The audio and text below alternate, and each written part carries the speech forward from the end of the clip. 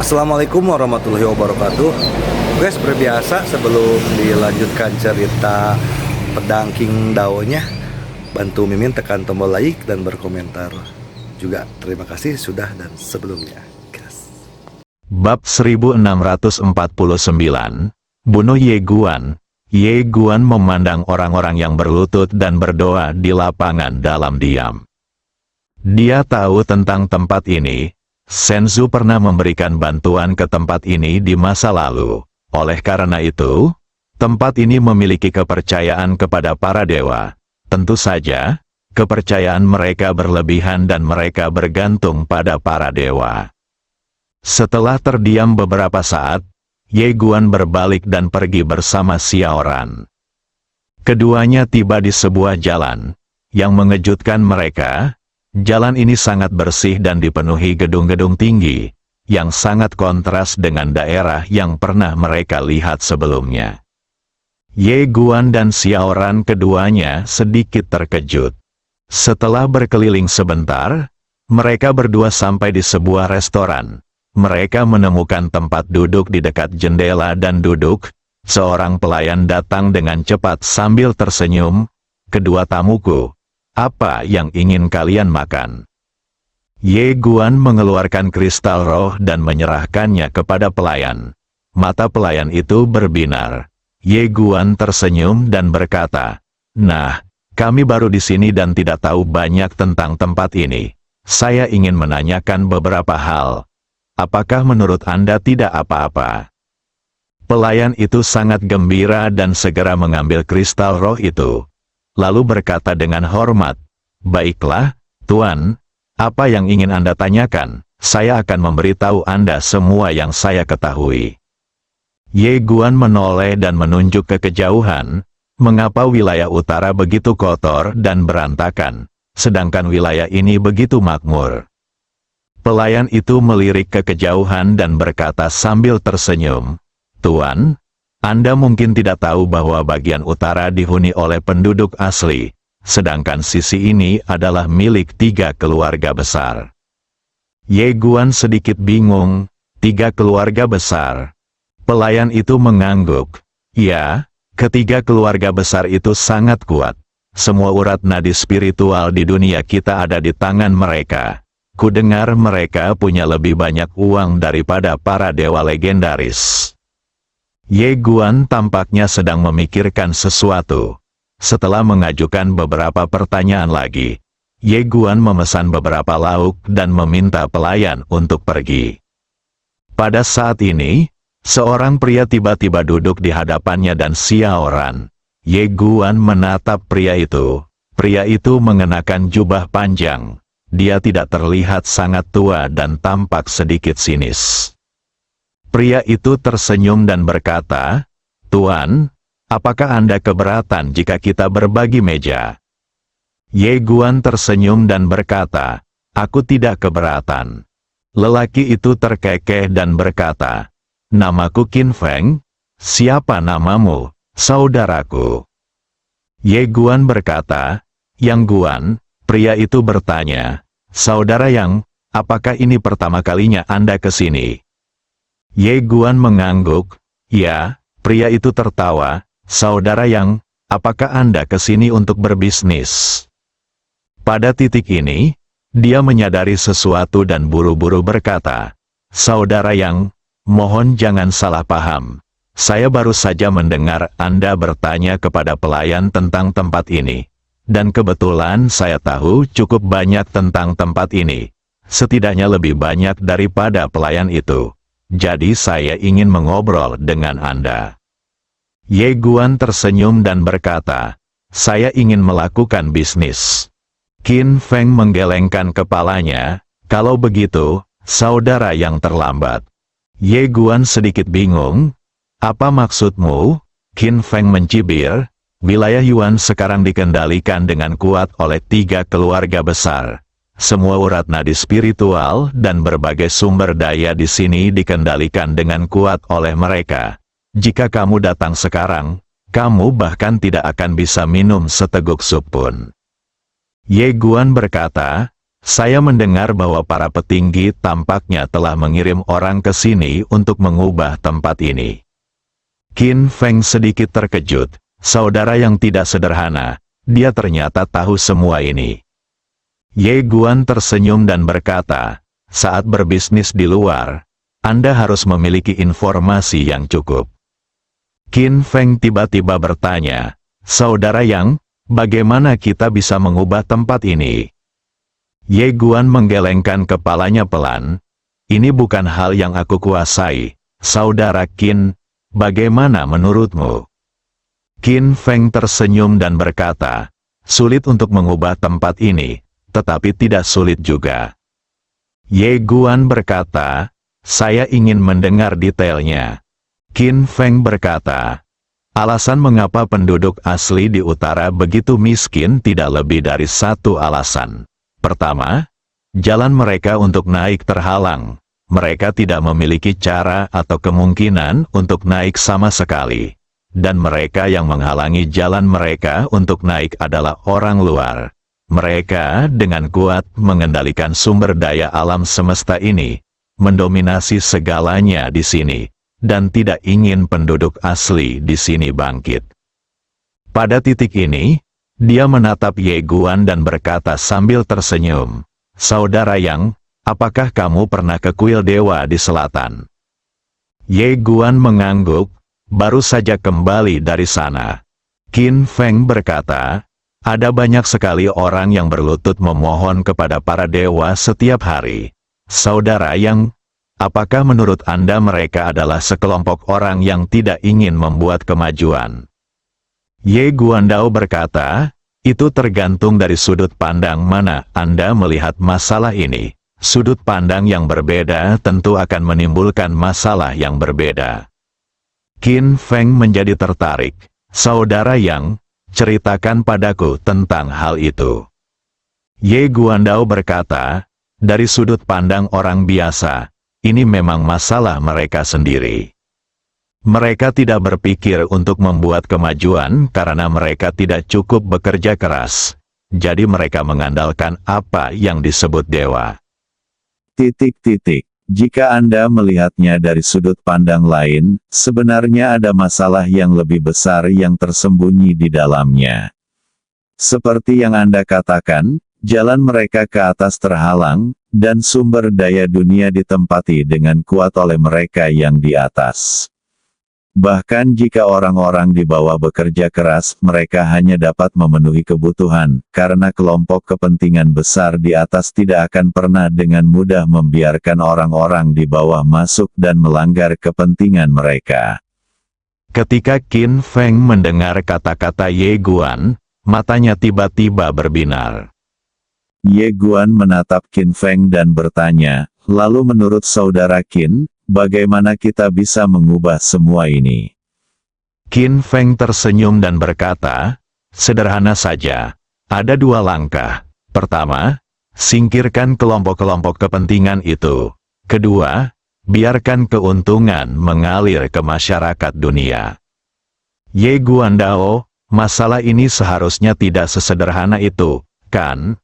Qin Feng mengangguk, sebenarnya tidak sesederhana itu. Karena kelompok kepentingan ini semuanya terikat pada seutas tali. Terkadang kita tidak tahu seberapa dalam tali itu, dan berapa banyak tokoh besar yang terikat padanya. Ye Guan mengambil gelas anggur di depannya dan menyesapnya, lalu berkata dengan lembut, begitulah dunia ini. Bahkan jika kamu ingin melakukan sesuatu yang baik, kamu harus memiliki latar belakang. Jika tidak, kamu hanya menggali kuburmu sendiri. Berwawasan luas. Qin Feng tersenyum dan berkata, saudara Yang, Anda sangat fasih berbicara, Anda tidak sederhana.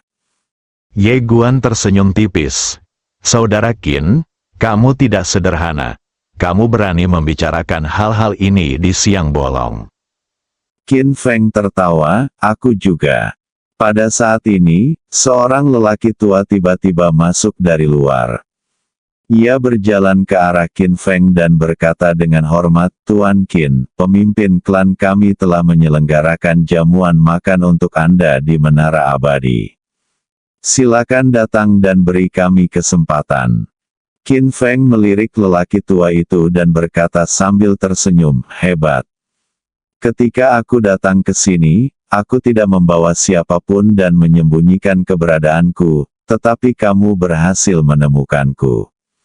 Orang tua itu bersikap sopan dan hormat, namun tidak bersikap seperti budak atau sombong. Tuan kota, silakan. Qin Feng berdiri, mengeluarkan kristal roh dan meletakkannya di atas meja. Dia menatap Ye Guan dan berkata sambil tersenyum, saudara yang aku akan mentraktirmu makanan ini. Saat hendak pergi, dia sepertinya teringat sesuatu dan berhenti. Dia menatap Ye Guan dan berkata, saudara yang, saya lihat Anda bukan pengusaha biasa. Sejujurnya, Kabinet Shenzhou telah memutuskan untuk mengubah tempat ini.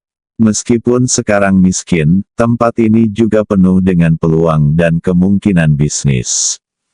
Atas nama Yuanji, saya menyambut semua pengusaha baik untuk datang, tetapi jika ada orang jahat yang datang, saya tidak akan pernah membiarkan mereka pergi. Setelah mengatakan itu, dia berjalan keluar. Setelah Qin Feng dan lelaki tua itu pergi, Xiao Ran berkata, dia adalah orang yang kami kirim. Ye Guan mengangguk. Ketika pihak lain duduk di depannya, dia sebenarnya sudah mengetahuinya. Karena pihak lain membawa stempel resmi penguasa kota, dan semua stempel resmi penguasa kota disetujui olehnya secara pribadi. Alasan mengapa pihak lain tidak mengenalinya adalah karena dia tidak membangun patung apapun di peradaban dewa. Ye Guan berkata, ayo pergi dan lihat. Xiao Ran mengangguk, ya. Kedua pria itu bangkit dan pergi. Qin Feng mengikuti lelaki tua itu ke sebuah restoran mewah. Mereka tiba di lantai atas dan saat mereka memasuki sebuah ruangan pribadi, seorang lelaki tua keluar untuk menyambut mereka sambil tersenyum. Tuan kota Qin memang bakat yang sedang naik daun di Shenzhou. Dia benar-benar berbeda dari orang kebanyakan. Bakat baru. Ye Guan awalnya merekrut orang-orang berbakat dari seluruh jagat raya di Shenzhou. Mereka yang terpilih dibagi menjadi orang-orang berbakat pemula dan orang-orang berbakat super. Orang-orang berbakat super merujuk pada mereka yang terpilih ke dalam kabinet. Orang-orang seperti itu jarang di seluruh peradaban para dewa, dan orang-orang berbakat pemula juga merupakan orang-orang jenius di antara orang-orang jenius. Beberapa dari mereka dikirim keluar, dan beberapa memasuki kabinet luar. Qin Feng adalah bakat baru, dan dia dikirim untuk bekerja di luar. Qin Feng tersenyum dan berkata, Tuan Mo, sama-sama. Sambil berbicara, dia melihat ke arah dua lelaki tua di samping Patriark Mo.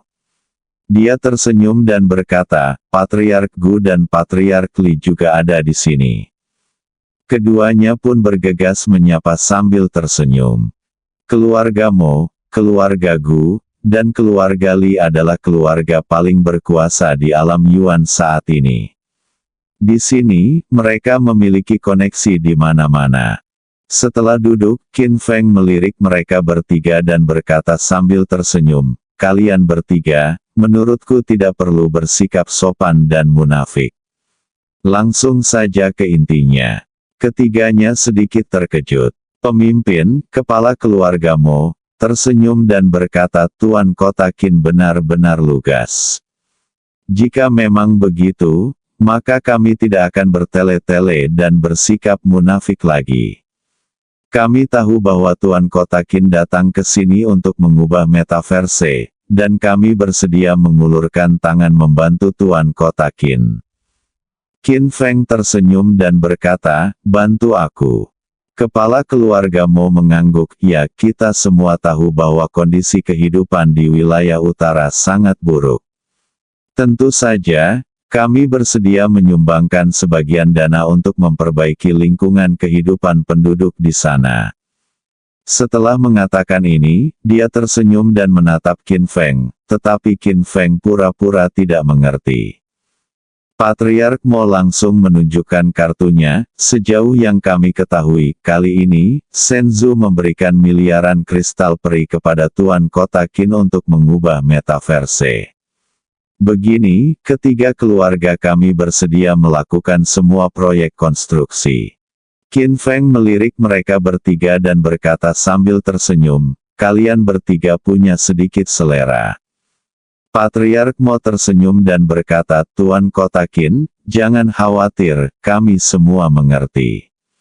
Sambil berbicara, dia mengeluarkan sebuah kartu emas dan menyerahkannya kepada Qin Feng. Ini adalah tanda terima kasih kecil dari kami.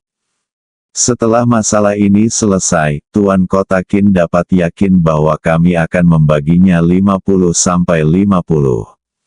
Tentu saja, kami tidak akan mengambil jalan pintas. Kami akan membuatnya terlihat indah di permukaan. Ketika orang-orang dari atas datang untuk memeriksa, tempat ini pasti makmur dan berkembang pesat. 10 tahun kemudian, Tuan Kota Qin akan membuat prestasi luar biasa dan dipromosikan ke kabinet luar. Qin Feng berkata dengan suara yang dalam, ada terlalu banyak penduduk asli di utara. Jika Anda ingin menyelesaikan semuanya, bahkan jika Anda tidak mengambil jalan pintas, biayanya akan sangat mahal. Patriark Mo tersenyum dan berkata, tidak banyak, tidak banyak. Qin Feng berkata, tetapi ada ratusan juta penduduk asli. Patriark Mo tersenyum tipis dan berkata, bunuh 2/3, tidak akan banyak yang tersisa. Qin Feng sedikit terkejut, dan senyum di wajahnya menghilang. Ini, membunuh 2/3. Kepala keluarga Mo mengangguk, mereka menderita saat masih hidup. Bukan hal yang buruk bagi mereka untuk meninggal lebih awal dan bereinkarnasi lebih awal. Pada titik ini, dia melirik Qin Feng, yang wajahnya tampak buruk, dan berkata sambil tersenyum, tentu saja, jika Tuan Kota Qin takut terjadi sesuatu, kita juga tidak bisa membunuh mereka. Kita bisa menyelesaikannya dengan cara lain.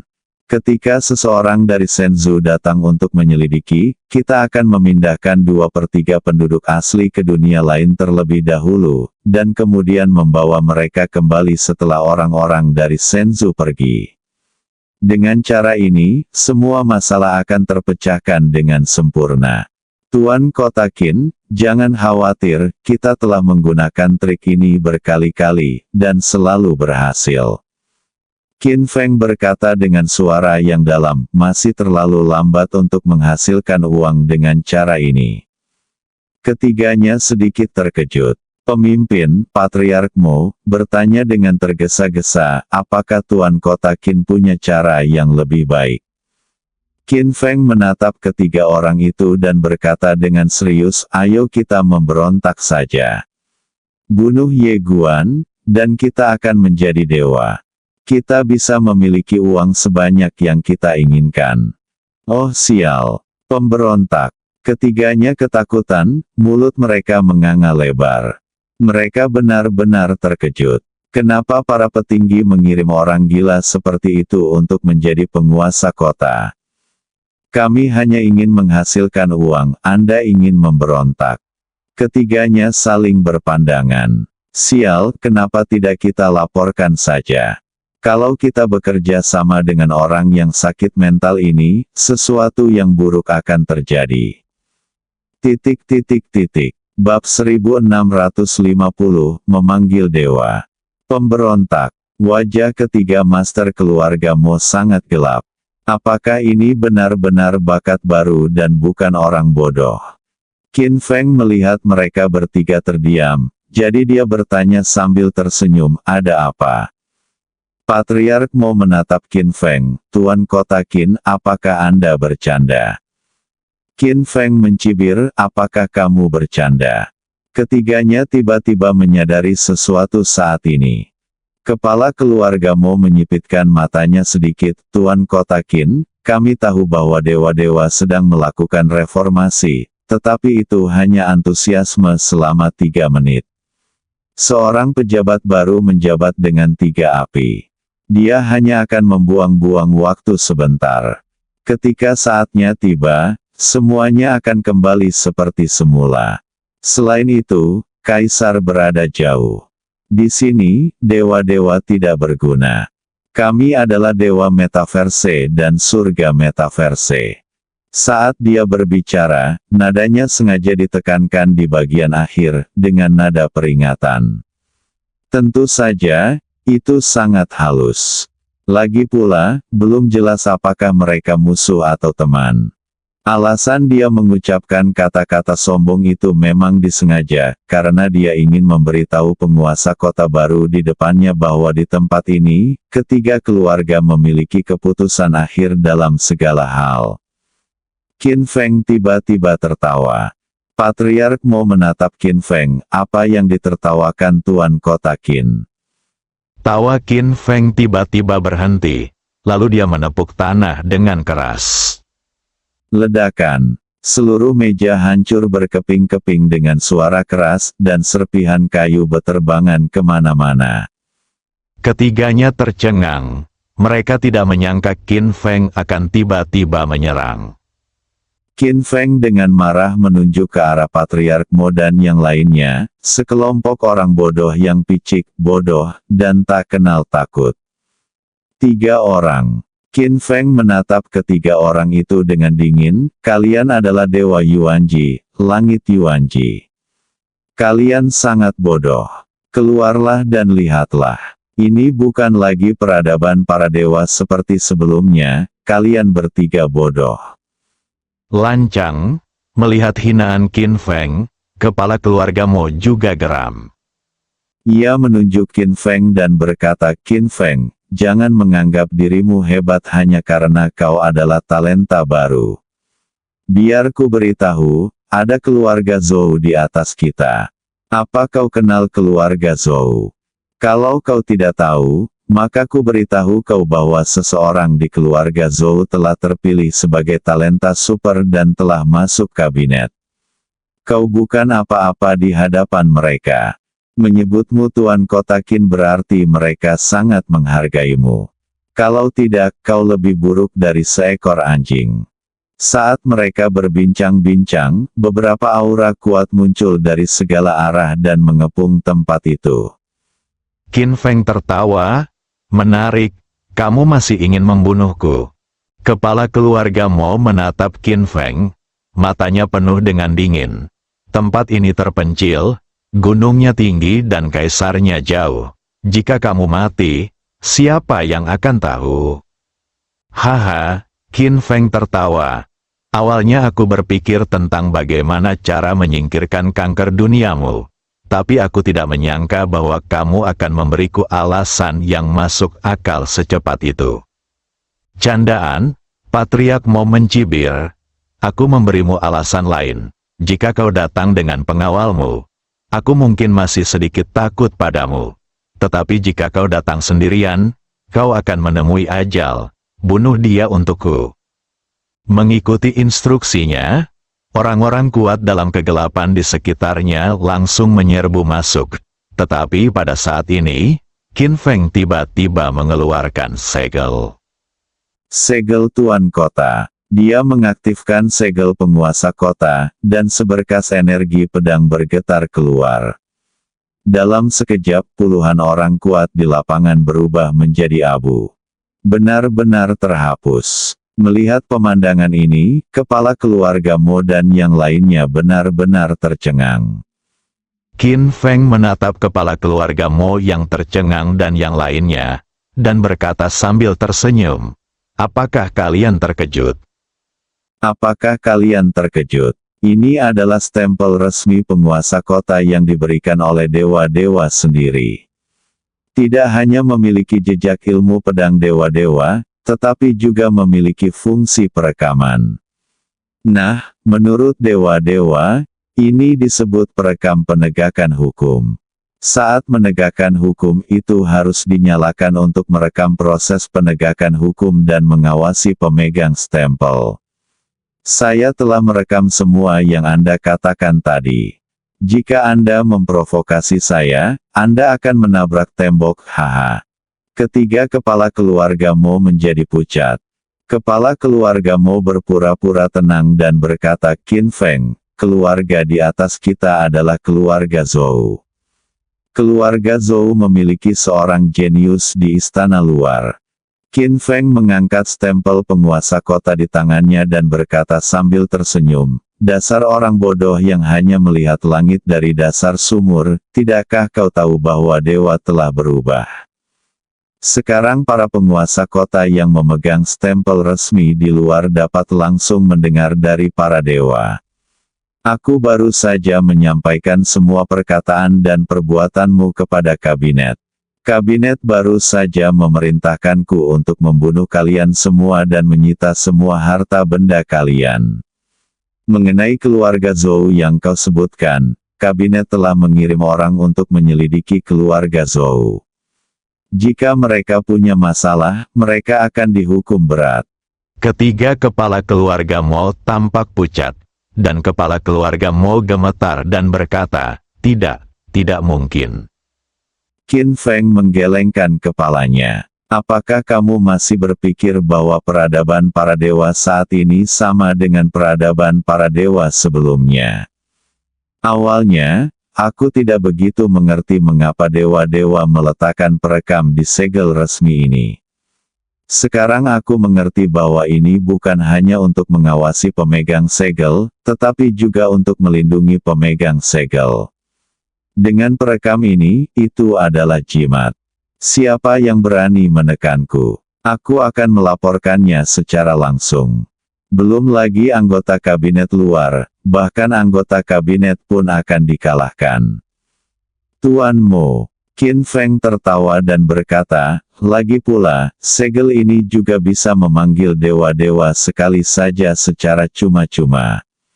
Kau mengerti? Selama aku melakukan hal yang benar dan tidak melanggar hukum, siapapun yang berani menggangguku, aku akan memanggil dewa-dewa. Beberapa orang, Qin Feng tiba-tiba berkata, seseorang, kemarilah. Saat suara itu berakhir, dua pria kuat tiba-tiba muncul di tempat kejadian.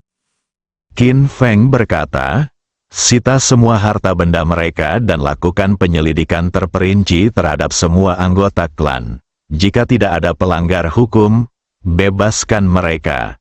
Jika ada pelanggar hukum, hukum mereka sesuai hukum. Keduanya berkata dengan hormat, ya, Tuan. Sambil berbicara, mereka berdua menyeret tiga anggota keluarga Mo yang sudah terkulai di tanah. Secara diam-diam, Ye menatap Qin Feng dan tertawa. Xiao Ran menoleh ke arah Ye Guan, kakak, apakah ini benar-benar tujuanmu mendapatkan perekam ini? Ye Guan mengangguk. Di beberapa tempat, kekuatan saling terkait dan rumit, dan orang-orang yang dikirim dari atas seringkali dipaksa melakukan korupsi atau dibunuh oleh orang-orang ini. Oleh karena itu, orang-orang ini harus diberi dukungan yang cukup. Jika tidak, mereka lemah dan tidak dapat melawan kekuatan jahat itu sama sekali. Ketika dia mengatakan hal ini, pandangan rumit terpancar di matanya. Tentu saja, ada alasan mengapa dia melakukan ini. Dia tidak melupakan apa yang terjadi ketika dia bertaruh dengan Master Sekte Jing untuk kembali ke alam semesta Guanxuan. Kejahatan yang dilakukan oleh banyak pasukan lokal sungguh keterlaluan. Terlebih lagi, Kaisar berada jauh di sana dan rakyat pasukan lokal ini telah terbiasa dengan pelanggaran hukum selama bertahun-tahun. Mereka sama sekali tidak memiliki rasa hormat di hati mereka, dan mereka benar-benar dapat melakukan apa saja. Oleh karena itu, dia secara pribadi memasukkan sedikit aura pedang Dao miliknya ke dalam segel resmi. Tentu saja, kekuatan aura pedang Dao ini dibedakan menurut tingkat segel resmi. Semakin tinggi pangkat resmi, semakin kuat auranya. Aura pedang Dao ini dapat membantu pemegang segel dalam menegakkan hukum. Bahkan, itu juga semacam pengawasan. Dia hanya menyimpan pikiran baik dan niat pedang. Oleh karena itu, jika pemegang segel menggunakan segel untuk kejahatan, dia akan merasakannya pada saat pertama. Dia tidak akan mempertaruhkan kodrat manusia. Tidak mungkin semua orang bisa menjadi baik. Oleh karena itu, hak asasi manusia harus dijaga. Ye Guan membawa Xiaoran keluar dengan senyum tipis di wajahnya. Kali ini dia datang ke tempat ini, tidak hanya ingin melihat seperti apa dunia terbelakang di bawah sana, tetapi juga ingin melihat apakah reformasinya dalam peradaban dewa berguna. Sejauh ini, itu jelas berguna. Saudara Yang.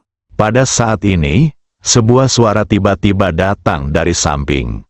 Ye Guan dan Xiaoran menoleh dan melihat seorang pria berjalan ke arah mereka tidak jauh dari sana.